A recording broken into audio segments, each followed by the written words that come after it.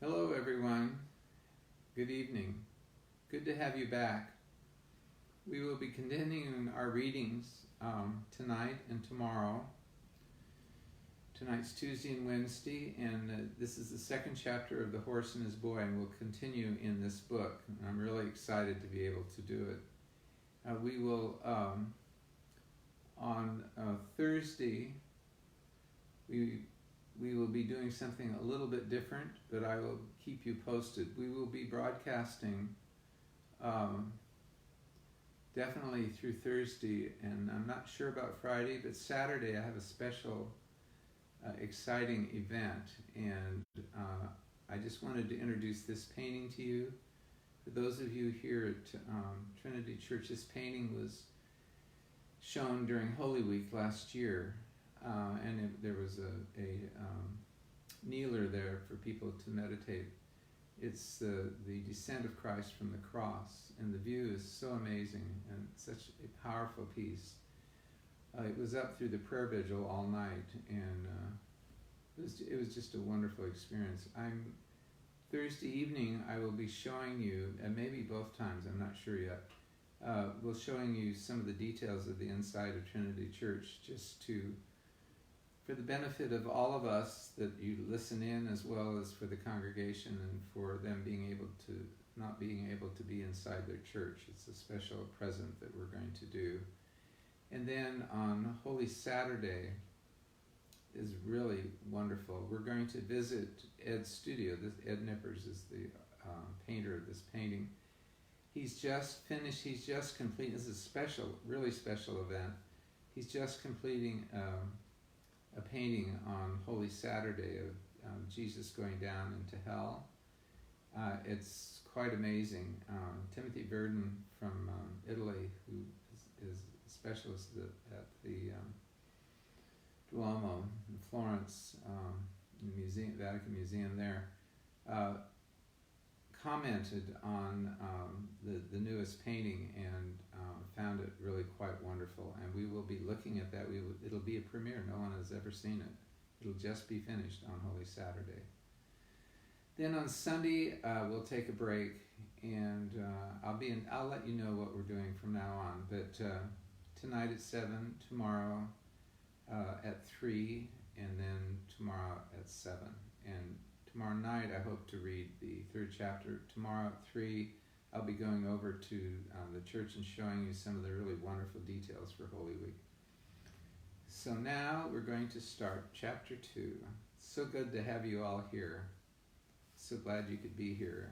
I'm really excited to read this book. It's really wonderful. We had chapter 1 last night. Here's chapter 2.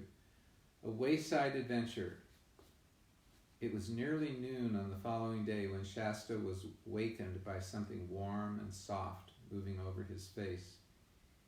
He opened his eyes and found himself staring into the long face of a horse. Its nose and lips were almost touching his.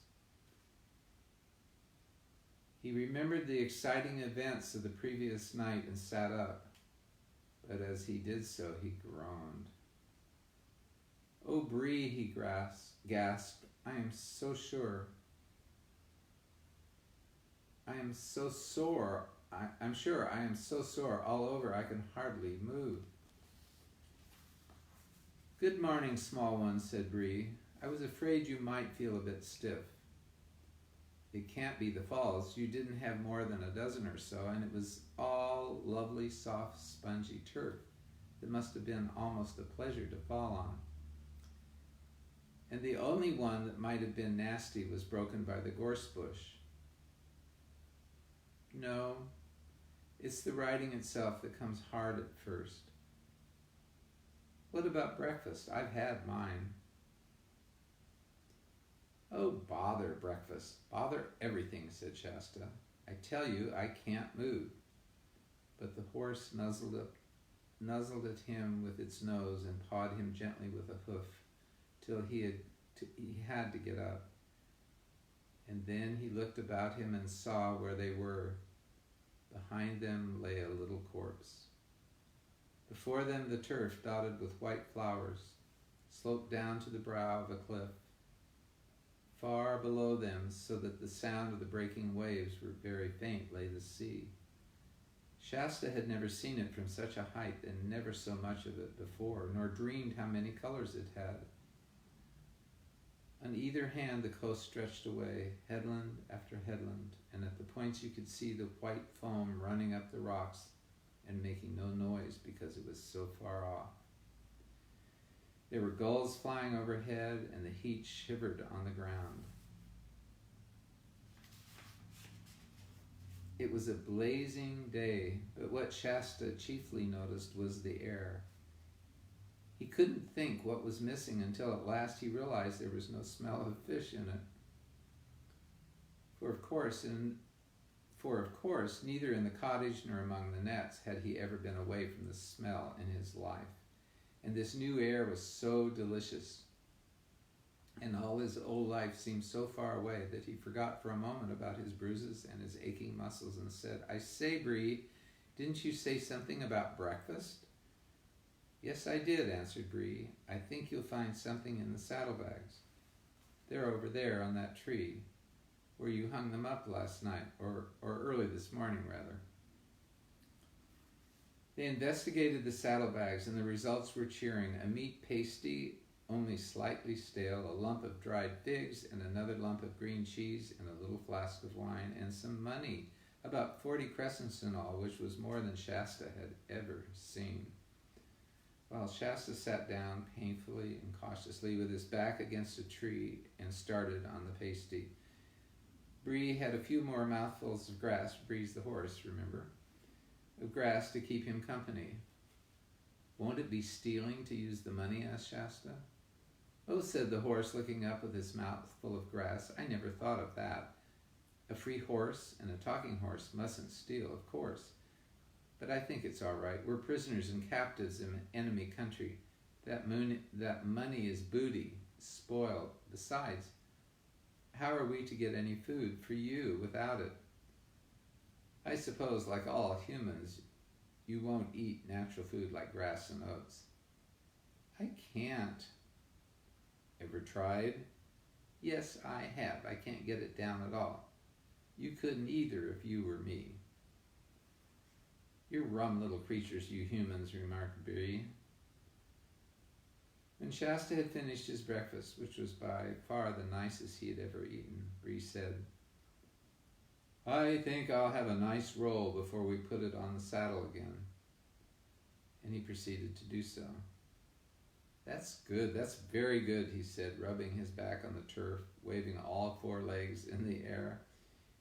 "You ought to have one too, Shasta," he snorted. "It's most refreshing.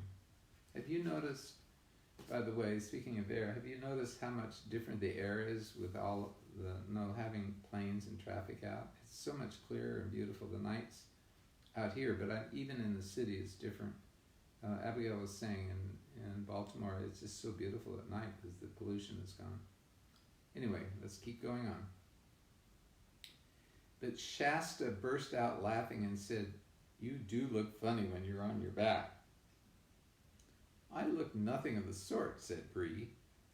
But then suddenly he rolled on his side, raised his head, and looked hard at Shasta, blowing a little.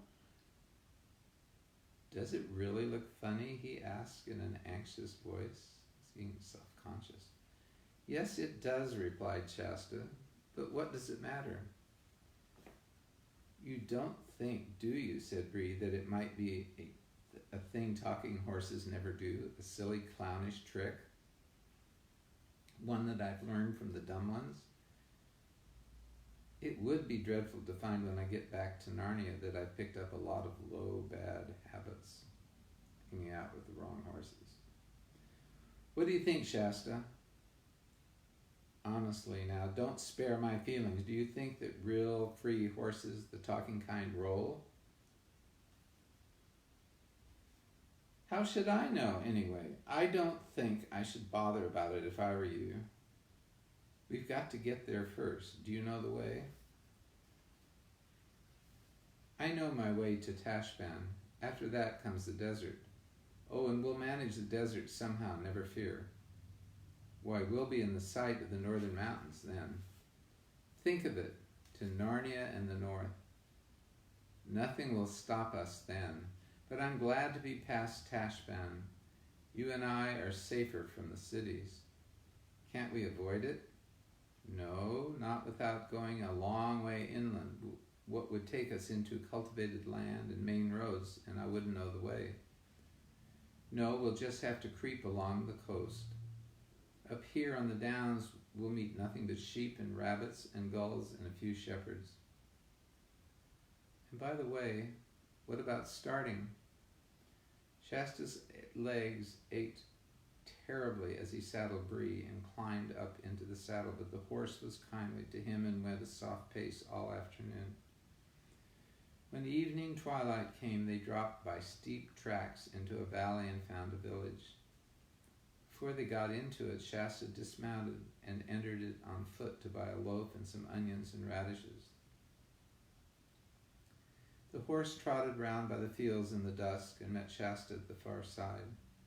This became their regular plan every second night. These were great days for Shasta, and every day better than the last, as his muscles hardened and he fell less often. Even at the end of his training, Bree still said he sat like a bag of flour in the saddle. And even if it's safe, young'un, I'd be ashamed to be seen with you on the main road. But in spite of his rude words, Bree was a patient teacher. No one can teach riding as well as a horse. As Shasta learned to trot, to canter, to jump, and to keep his seat even when Bree pulled up suddenly or swung unexpectedly to the left or the right, which, as Bree told him, was a thing you might have to do at any moment in a battle. And then, of course, Shasta begged to be told of the battles and the wars in which Bree had carried the Tarkan.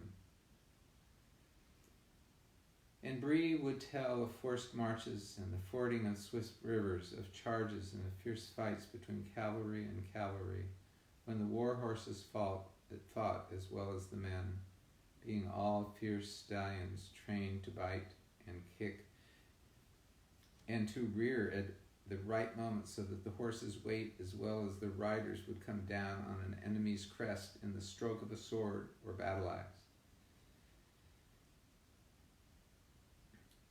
But Bree did not want to talk about the wars as often as Shasta wanted to hear about them. Don't speak of them, youngster, he would say.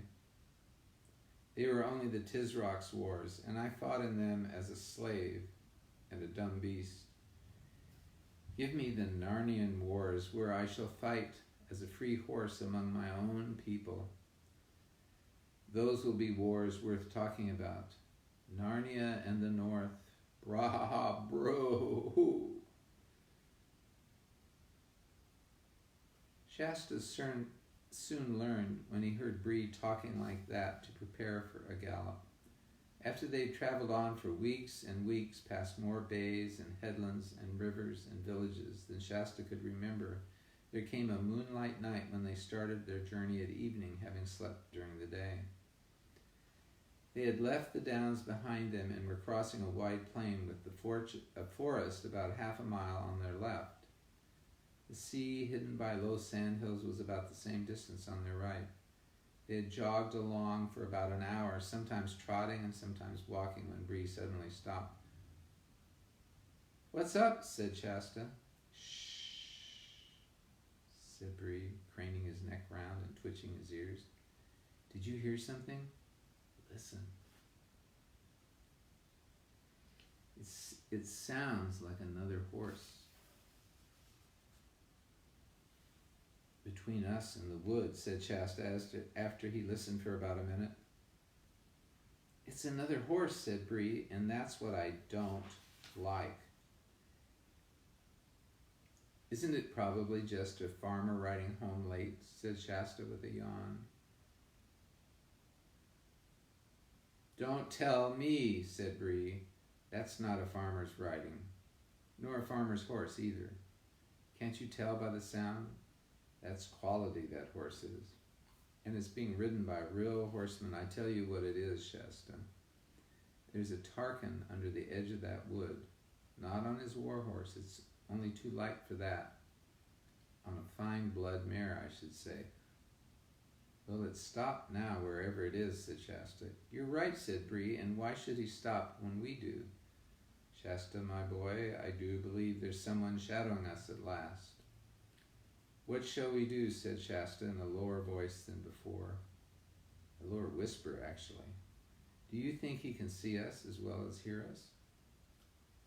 Not in this light, as long as we stay quite still, answered Bree.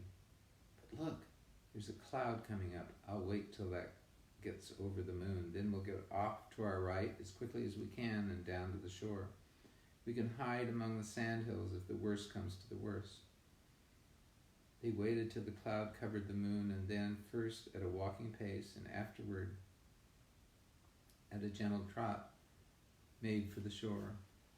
The cloud was bigger and thicker than it had looked at first, and soon the night grew very dark. Just as Shasta was saying to himself, we must be nearly at those sandhills by now. His heart leaped into his mouth because an appalling noise had suddenly risen up out of the darkness ahead. A long, snarling roar, melancholy and utterly savage. Instantly, Bree swerved round and began galloping inland again as fast as he could gallop. What is it? asked Shasta. Lions, said Bree, without checking his pace or turning his head. After that, there was nothing but sheer galloping for some time. At last they splashed across a wide, shallow stream, and Bree came to a stop on the far side. Shasta noticed that he was trembling and sweating all over. That water may have thrown the brute off our scent, panted Bree, when he had partly got his breath again. We can walk for a bit now. As they walked, Bree said, Shasta, I'm ashamed of myself. I'm just as frightened as a common, dumb, collar-mean horse. I don't feel like a talking horse at all. I don't mind swords, lances, and arrows, but I can't bear those creatures. I think I'll trot for a bit. About a minute later, however, he broke into a gallop again, and no wonder, for the roar broke out again, this time on their left, from the direction of the forest. Two of them, moaned Bree. When they had galloped for several minutes without any further noise from the lions, Shasta said, I say, that other horse is galloping beside us now, only a stone's throw away. Oh, the better, panted Bree. Hearken on it. We'll have a sword and protect us all. But Bree, said Shasta, we might just as well be killed by lions as caught. Or I might. They'll hang me for horse stealing. He was feeling less frightened of lions than Bree because he had never met a lion. Bree had, for sure. Bree only snorted in answer, but he did sheer away to his right. Oddly enough, the other horse seemed also to be shearing away to the left, so that in a few seconds the space between them had widened a good deal. But as soon as it did so, there came two more lions' roars. Immediately after the other, one on the right and one on the left. Then the horses began drawing nearer together, so apparently did the lions. The roaring of the brutes on each side was horribly close, and they seemed to be keeping up with the galloping horses quite easily. Then the cloud rolled away. The moonlight, astonishingly bright, showed up everything almost as if it were broad day. The two horses and the two riders were galloping neck to neck and knee to knee, just as they were in a race. Indeed, Bree said afterward that a finer race had never been seen in Colorman. Shasta now gave himself up for lost and began to wonder whether lions killed you quickly or played with you as a cat with a mouse, and how much it would hurt. At the same time, one sometimes does this at the most frightful moments. He noticed everything. He saw that the other rider was a very small, slender person, male-clad, The moon shone on the male, and riding magnificently, and he had no beard. Something flat and shining was spread out before them. Before Shasta had time to guess what it was, there was a great splash, and he found his mouth full of salt water. The shining thing, that shining thing had been a long inlet of the sea. Both horses were swimming, and the water was up to Shasta's knees. There was an angry roaring behind them, and looking back, Shasta saw a great, shaggy, and terrible shape crouched on the water's edge, but only one. We must have shaken off the other lion, he thought. The lion apparently did not think its prey was worth waiting, and at any rate he made no attempt to take to the water to pursue it. The two horses side by side were now well into the middle of the creek, and the opposite shore could be clearly seen. The Tarkan had not yet spoken a word. But he will, thought Shasta, as soon as we have landed. What am I to say? I must be thinking out a story. Then suddenly two voices spoke at his side. Oh, I'm so tired, said the one. Hold your tongue, Hwin, and don't be a fool, said the other. I'm dreaming, thought Shasta. I could have sworn that other horse spoke. Soon the horses were no longer swimming but walking, and soon with a great sound of water running off of their sides and their tails, and with a great crunching of pebbles under 8 hooves, they came out of the farther beach of the inlet. The Tarkan, to Shasta's surprise, showed no wish to ask questions. He didn't even look at Shasta, but seemed anxious to urge his horse straight on. Bree, however, at once shouldered himself in the other horse's way. Broo, ha, ha, he snorted.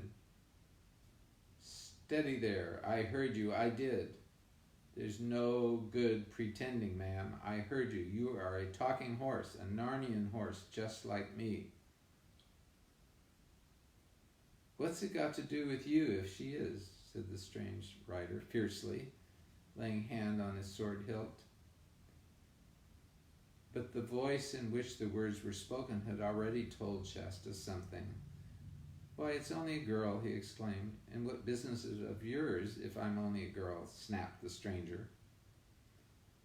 You're probably only a boy, a rude, common little boy, a slave probably who's stolen his master's horse. That's all you know, said Shasta.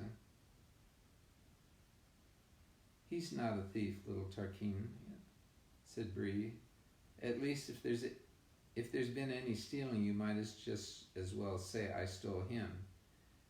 And as far as it not being my business, you wouldn't expect me to pass a lady of my own race in this strange country without speaking to her. It's only natural that I should. I think it's very natural too, said the mayor. I wish you'd hold your tongue, Hwin, said the girl. Look at the trouble you've got us into. I don't know about trouble, said Shasta. You can clear off as soon as you like. We shan't keep you. No, you shan't, said the girl. What quarrelsome creatures these humans are, said Bree to the mayor. They're as bad as mules. Let's try to talk a little sense. I take it, ma'am, your story is the same as mine. Captured in early youth, years of slavery among the Calormenes. Too true, sir, said the mayor, with a melancholy whinny. And now perhaps escape? Tell him to mind his own business, Hwin, said the girl. No, I won't, Arvis, said the mayor, putting her eyes back. Sorry about that. Putting her ears back, the light's getting bad here.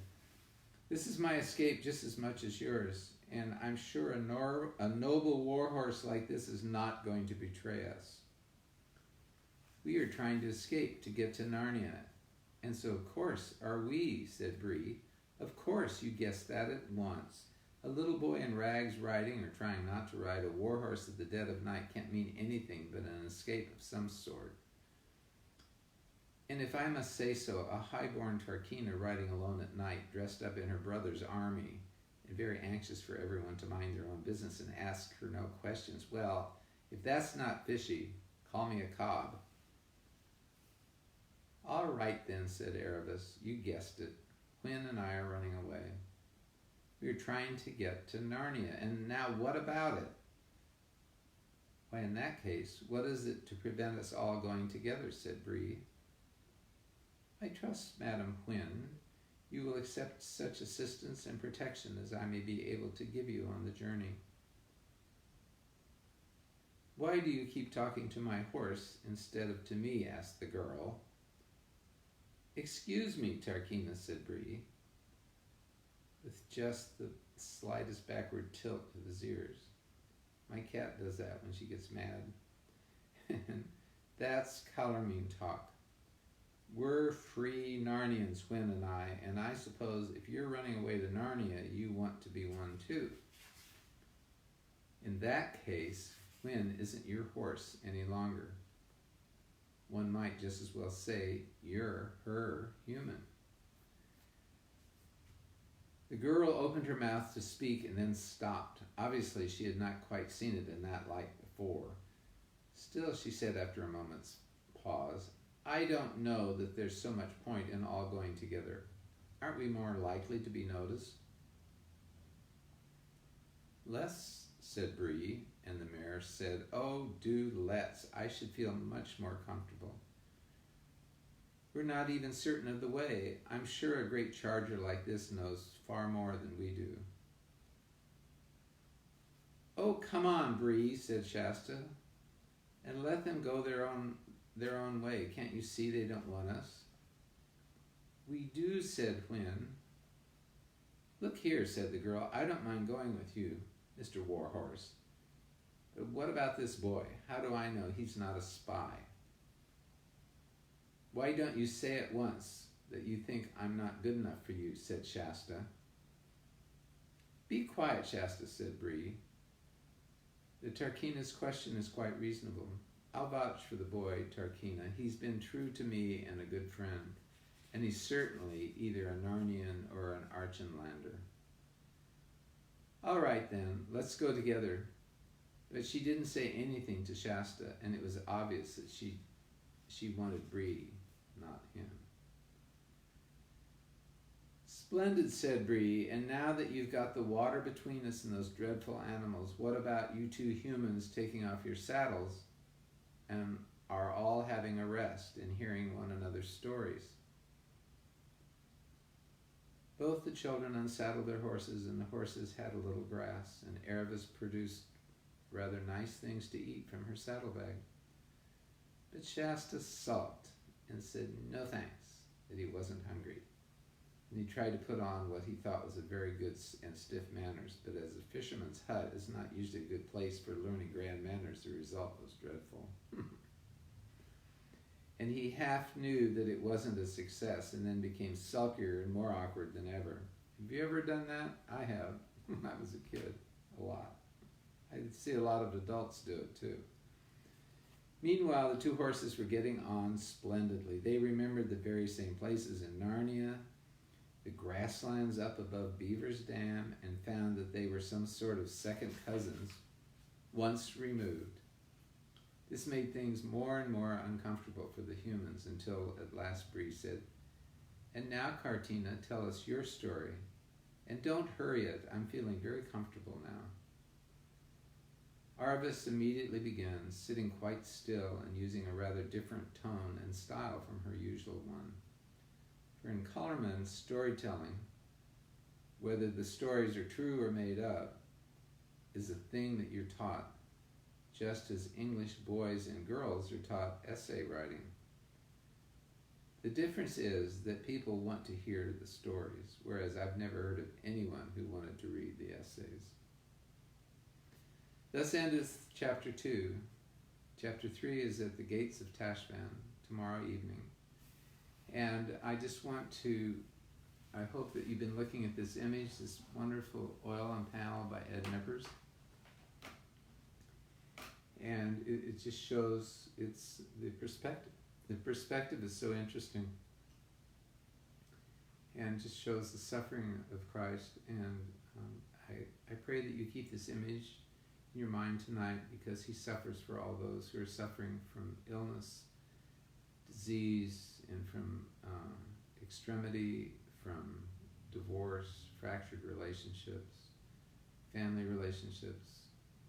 Christ prays for us, and I pray for you this week, during Holy Week, that you keep this image in your mind. And tomorrow and Thursday, I'll be doing details on the church as well as reading. And then Holy Saturday, Good Friday, I will not be reading, and we will be down. But on Holy Saturday at 3, we will be at Ed Nipper's studio, looking at this wonderful new painting that nobody's even seen of Christ descending into hell. I'll also be showing you how you can build a garden tomb with your kids, which is really a lot of fun, and maybe possibly coloring eggs using onions and other things. So thanks all for listening. Thank you for coming, and I will see you tomorrow at 3 and tomorrow at 7. Thanks so much. God bless.